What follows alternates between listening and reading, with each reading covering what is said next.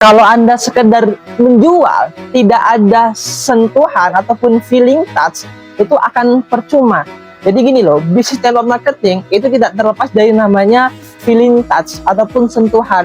Kalau teman-teman sekedar jualan gitu kan, sekedar menawarkan, tapi tidak punya niat membantu, ya itu akan sulit. Tapi gimana Bang, ketika kita niat membantu, tapi mereka tidak mau dibantu, ya jangan buang-buang waktu, ya udah biarin. Karena di sini tujuan kita membantu lewat finansial, membantu lewat produk, baik produk kesehatan, produk kecantikan, produk pertanian dan lain sebagainya.